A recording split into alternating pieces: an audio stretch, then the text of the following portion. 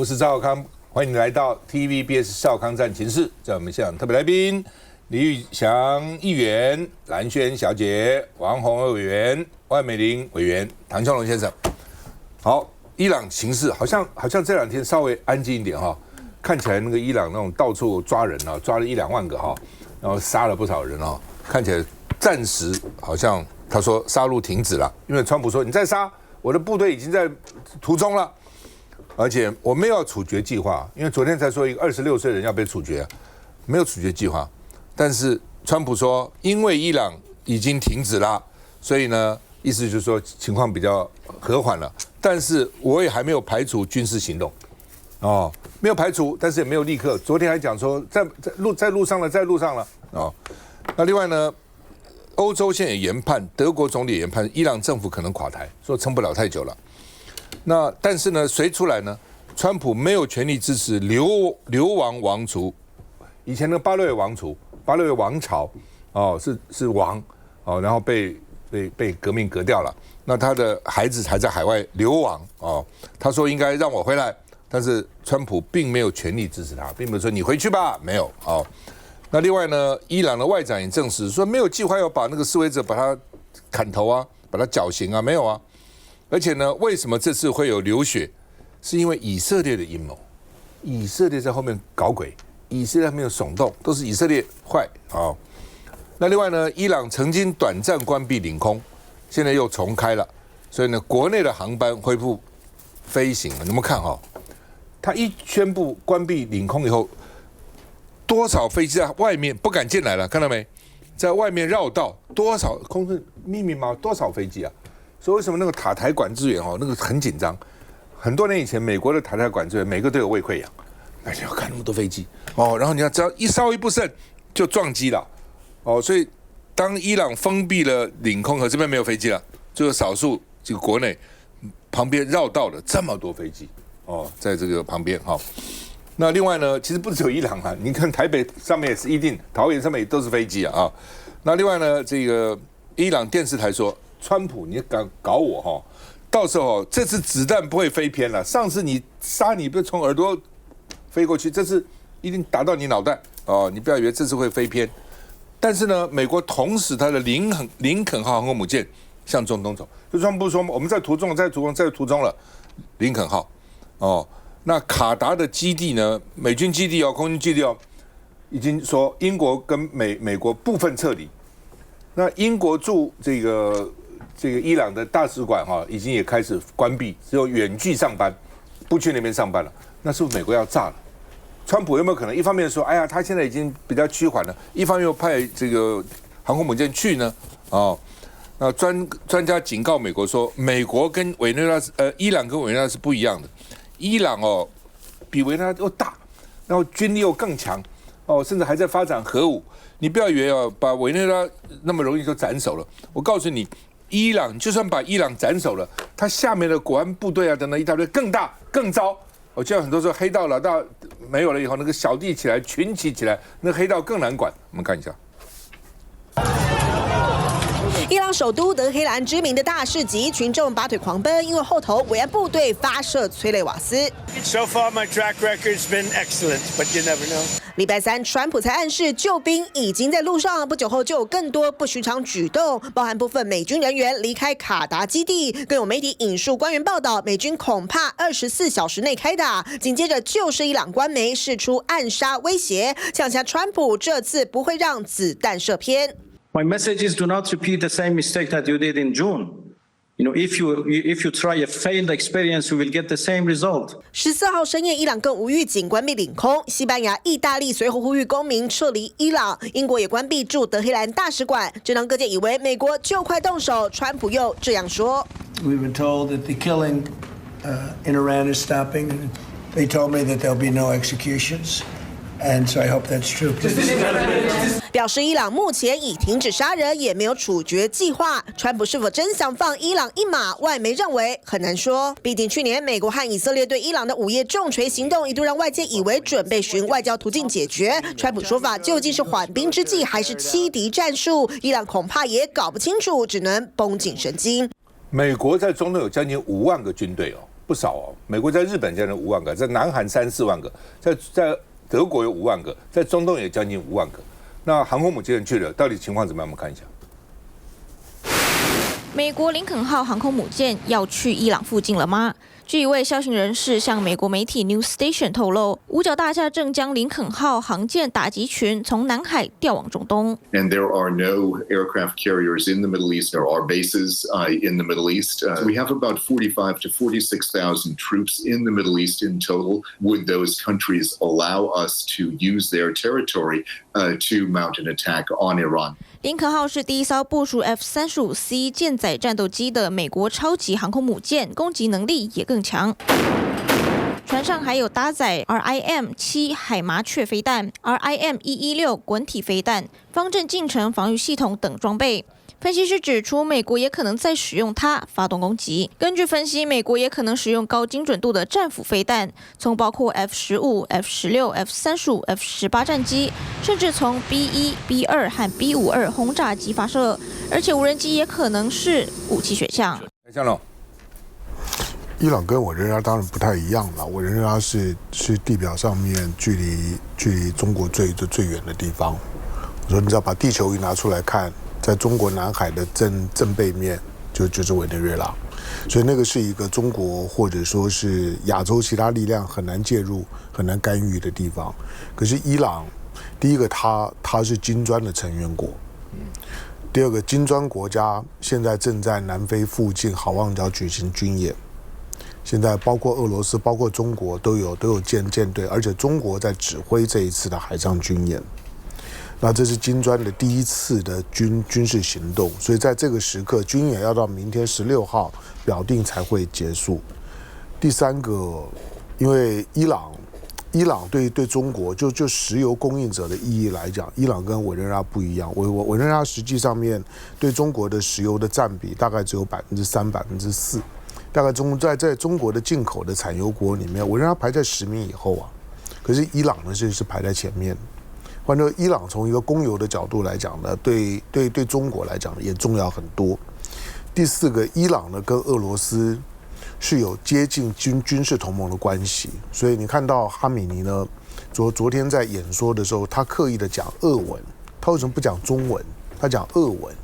讲俄文的那个意思就很清楚。俄罗斯呢在这件事情当中来讲，同样的他对委内瑞拉很难支援得到，但是呢对伊朗。俄罗斯我估计他也不会袖手旁观。第五个就是伊朗呢，毕竟长时间在中东呢，虽然常常呢被美国打，被以色列整得很惨，但是呢，当他呢放手开来之后呢，觉得没有命了饱和攻击的时候，他还是可以打的。上一次去年跟以色列呢，最后呢用导弹互轰的时候，轰到以色列最后呢也受不了，所以以色列才会觉得，如果再让伊朗很快的把自己的导弹体系重建起来，对以色列来讲是很痛苦的事情，所以以色列就一直邀美国赶快呢去打伊朗，但是因为伊朗还有一个重要特性，就是说中国现在所有的在亚洲的布局，大家知道呢，在中亚中国呢最重要的接下去的战略通道呢是中吉乌铁路，中国吉尔吉斯呢到乌兹别克铁路，这条铁路呢只是一条内陆铁路，它的出口将来的出海口会是在伊朗。所以这些呢综合看起来，伊朗在地缘上面的意义跟委内瑞拉不是同一个级数的问题。好，因此呢，美国会不会去教训伊朗？我基本上我觉得牵涉到川普的，大家都不用猜。你猜他会，猜他不会，我认为意义都不大。基本上面呢，美国在这时候他会用各种威吓性的方式，就像流氓每天到你家门口转一转。每天到你家门口转一转，就会造成你非常大的心，你要出门也不对，你不出门也不对，它要产生了很大的心理的威吓效果。但是如果真的要对伊朗动手，他也没有能力去对伊朗呢发动的地面部队。没有错，就是刚刚主持人也提到了，美国呢在中东，它有中东最大的基地，甚至全球最大的海外的空军基地在乌代德。就在伊朗的正对面呢，隔着呢波斯湾，那不到呢100公里的地方的卡达巴林是它的第5舰的舰队啊，第5舰队摆在那里，所以美国长时间呢都是有准航母在附近活动，它要对伊朗动手，它其实随时都有呢贴着伊朗边上的具有威吓性的军力，但是为什么到现在整不掉伊朗？伊朗本身，如果你现在去动它，会有威胁感的是担心伊朗的局势失控，又变成第2次的阿拉伯之春。所以现在呢，在它周围的阿拉伯国家都很紧张啊，因为一旦真的又发生颜色革命的时候，那就不是伊朗的问题。你接下去呢，包括卡达，包括了这个呢沙特，包括约旦，一个接一个呢，其实呢都有呢颜色革命的条件。所以呢，美国不会去听伊朗的，美国呢也不会听中国的，美国也不会听呢俄罗斯的，但是美国必须要考虑到沙特这些国家的立场，毕竟川普在这些国家上拿了太多钱，所以眼前川普美国呢会不会对伊朗下狠手？我认为美国没有那条件，但是某种形式对于川普来讲，可以面子上面有交代，说我打过他了，我打他一下了，这个是有可能的。伊朗会不会从内部崩溃，才是伊朗真正要面对的问题。赖轩。跟着这个就是跟着这个香龙的说法，就香龙刚刚讲到是说，这个美中之间的一个大的棋局、大的一个角力，事实上在接拉美之后的话呢，在中东地区看起来呢，以伊朗为中心也开始上演了啊，但他可能必须要去忌惮中国大陆跟俄罗斯在这个中东的实力，可能比起在委内瑞拉可能不太一样。再一个的话呢，是讲到这个周边的阿拉伯世界国家，但我想跟着讲的是说呢，在伊朗自己本身啦啊，在这段时间里面开始看到，在过去这几天里面，其实呢，川普的态度呢非常大的转变，一下子就说on the way， 我们在路上了，你们继续再抗议下去哈，我就要开始去救援你们了。一下子就突然之间说，哎呀，我听说消息了，他们有要斩首了，所以我就不去了。你一开始你也没有说是因为要斩首你才去啊，所以我的意思说，这些事情都是随便川普讲，但随便川普讲的过程当中，有我们不知道的，但是开始慢慢的有一些的智库跟这个美国的媒体透露出来的讯息，是有情报显示，其实就伊朗内部本身来看的话呢，基本上来说，他不能，虽然不能讲说固若金汤啦但是呢，像委内瑞拉这部分，事实上，大家会看到，这些委内瑞拉非常厉害的是，还有里应外合，它有超级大内鬼在里面，所以呢，提供情报给你，甚至呢，在这个关键时刻告诉你说呢，这个马杜罗的这个走向，他在哪一个他的这个行馆出现，他怎么样几点的时候要准备上床，但是到目前为止，伊朗的状况内部没有半个倒戈。再来的话呢，军方实力到目前为止的话呢，掌握的非常的严密啊，不管是他这个伊斯兰的这个禁卫军，或者是说他有一个民兵组织这民兵组织的话呢，叫做巴斯基，到目前为止他都还拥有十几万甚至是数十万的那么一个军力在那个地方。目前看起来的话呢，血腥镇压都是由这一群人出去，所以这个部分到目前为止还是誓死效忠哈米尼。所以这个部分实际上对目前看起来呢，即便说什么德国总理啦，这个有些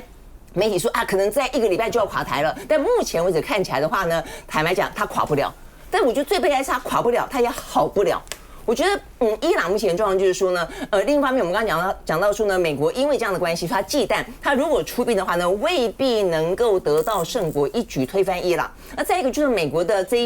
伊朗的这些民众，虽然他们讨厌这个伊朗的政府，认为说他们这个过得水深火热，他们的经济非常的凋敝，他们的物价不断的通膨上涨70%，然后的话呢，货币就不断的往下跌。但一旦诉诸反美帝这个事情他们从这个当初美国扶植巴勒维王朝，然后的话呢，干掉他们自己民选的总统之后，其实伊朗的反美情绪就非常高，所以你任何的这些主政人，你只要讲说他是美帝的走狗，你看他这次就是这样讲啊。一开始呢，大家同情这些示威的人，他后来讲说这个示威的人不是美帝的走狗，就是以色列的走狗臭，现在整个气氛又不太一样了。然后呢，在这个过程当中死掉的这些人都认为可能是恐怖分子要攻击伊朗政府。反过来说，伊朗政府里面的一些政府军跟警察死掉的，就叫烈士。所以我觉得他们正在做一种论述战，就大内宣，看你美国讲的厉害呢，还是我这个伊朗政府讲的厉害。那事实上，当伊朗断了电、断了讯之后，他几乎用他的方式去笼罩了整个的伊朗的叙事模式，然后讲了另外一番故事。这个故事就是美国、以色列要策反，要搞的这个伊朗垮台。那因为这样的关系哦，所以目前看起来的话呢，一切的走向高峰的一个杀戮，到现在为止的话呢，坦白讲，我觉得非常无奈也非常悲哀的是，伊朗的示威人数目前最新消息确实是变少了，因为他血腥屠杀，大家不敢发出声音了，好像也觉得有点孤立无援了，好像有点无以为继了。所以我觉得现在当然大家关心的是呢，美军会不会复制当初的委内瑞拉，甚至呢就像是他也要目前呢跟格陵兰这边正在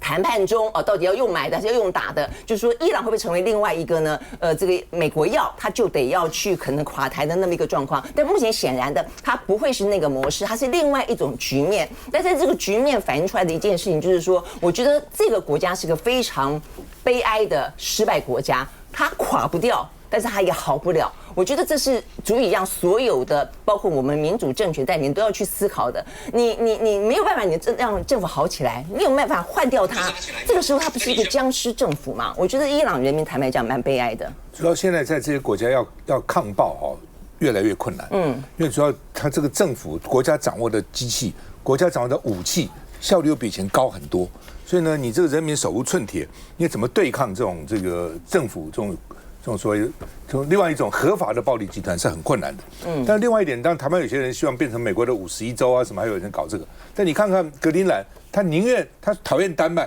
但是他丹麦跟美国之间，他宁愿选丹麦不选美国。同样的，这个伊朗的人民，他也许很讨厌他这个宗教的这个控制。中间的政府，但是你叫他在他的政府跟美国之间，他宁愿选他政府，也不选美国。所以从某个角度看，美国自己要检讨，怎么搞的？你搞了半天，全世界真的喜欢你的也没有多少国家，没有多少个地方。休息一下再回来。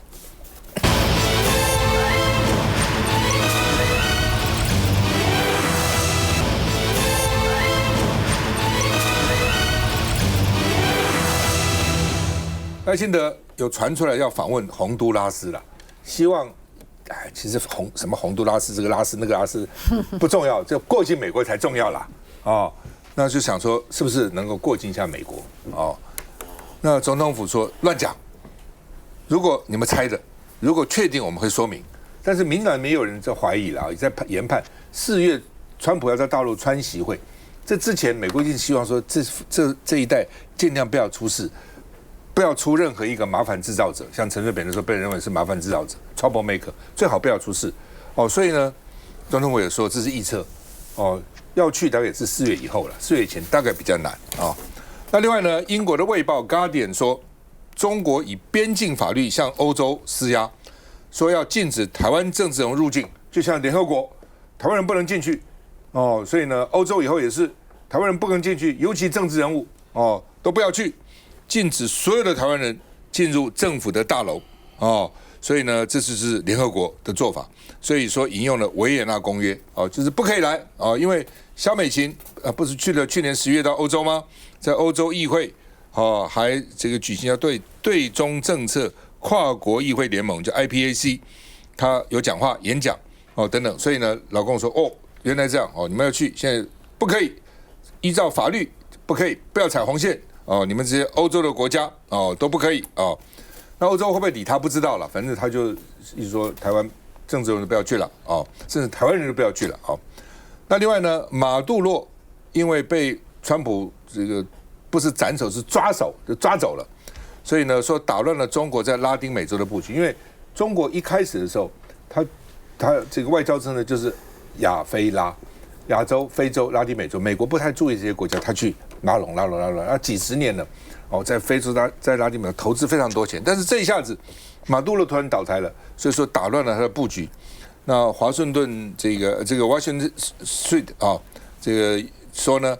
这个华盛顿邮报说呢，华尔街日报了Wall Street 说呢，北京改变了战略。那北京现在想干嘛呢？就是美国你就管美洲就好了。台海、亚洲我来管，所以呢，你管西半球，我管东半球，那美国会同意吗？我们看一下。总统统有没有可能近期过境美国呢？因为《华尔街日报》指出，有知情人士表示，赖总统已表达有意出席1月27号洪都拉斯新任总统阿斯夫拉的就职典礼，但总府发言人立即回应相关报道纯属臆测。赖总统上次去洪都拉斯是4年前，但隔年台洪断交，有无复交可能？外交部说都会认真看待，全力以赴。到时候可能川普跟习近平也见过面，所以那时候假设规划中美洲的这个出访行程，再谈这个过境地点，跟美方做交涉，我觉得这个几率会比现在这个时间点大非常非常多。总统何时可能过境并出访中南美洲友邦，恐怕还要再等一下下。杨宏伟。在洪都拉斯去年底大选之后，因为那个新的总统阿斯夫拉，他在竞选的时候，他曾经说，要跟台湾复交啊。他说，其实呢，这个洪都拉斯的跟台湾啊，比跟中国建交要好100倍。所以，如果从这个外交的战略来说，那么洪都拉斯新任总统就职。那如果赖清德总统可以去出访参加的话，其实我觉得对我们的外交来讲是加分的哦，确实是加分的，所以我们也乐见。但是就说第一个，洪都拉斯现在还不是我们的邦交国，而且通常赖清德总统他在出访中南美洲国家，其实他着眼于最重要的是他能不能过境美国，而且他要过境哪些地方？因为在去年的时候也曾经说要去参访巴拉圭，那个时候这个消息都出去了，那只是因为美国没有让这个赖清德要过境东岸，因为他希望的是能够过境纽约嘛。可是那时候好像是提出来的其他的地方，后来呢就取消。那时候我们其实有一种评论，就说：你今天巴拉圭是我们的邦交国，你只是因为没有过境到你想要过境的地方就取消，其实是不礼貌的。但是无论如何，对赖清德来说，他念兹在兹的就是第一个要过境美国，而且呢要过境美国的东岸哈，因为他要跟蔡英文别苗头嘛，他怎么可以说到时候呢，他只能在西岸啊，或者在那个休斯顿，他对他来讲，他觉得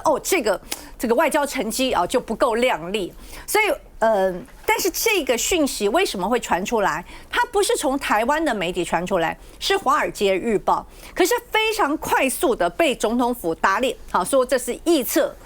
那《华尔街日报》这个讯息是不是一个侧风向的讯息？因为它的时间点确实是会在川习会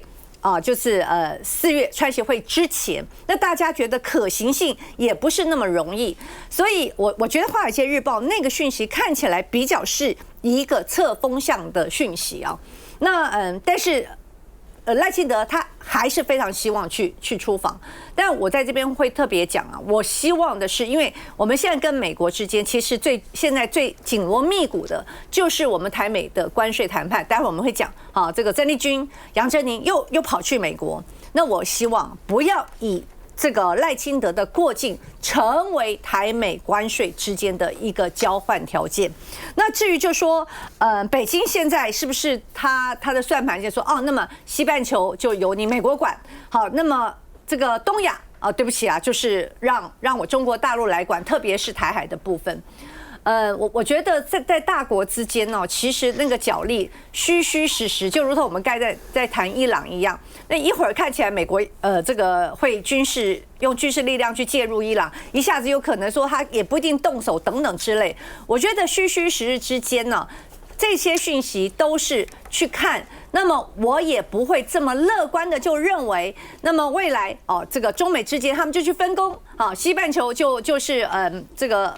那个美国去管，然后呢，台海、东亚就由中国去管。我认为，如果中国现在有这样的一个沙盘推演的话，我认为也是过于单纯的一个想法了。那于湘月。那我觉得赖清德总统，当然他如果能出访，对于台湾的外交绝对是好，因为总统本来就管外交国防，所以他能够争取到美国过境，而且过境的地点是更好的，就比如说东岸或者是更好的大的城市，越靠近华盛顿，当然对我们来讲更好嘛，对不对？所以今天传出这个消息，我看我们台湾的3大报里面只有《中国时报》载明这个消息。那当然，总统府现在都一切在规划当中，不管是有没有出访，不管是怎么样，总统府一定会在整个行程底定之后，都会向国人来报告。我觉得大家不用过度的臆测了。我觉得4月以前那个可能性低一点了，4月以后再看川习会到底谈的怎么样了。休息一下再回来。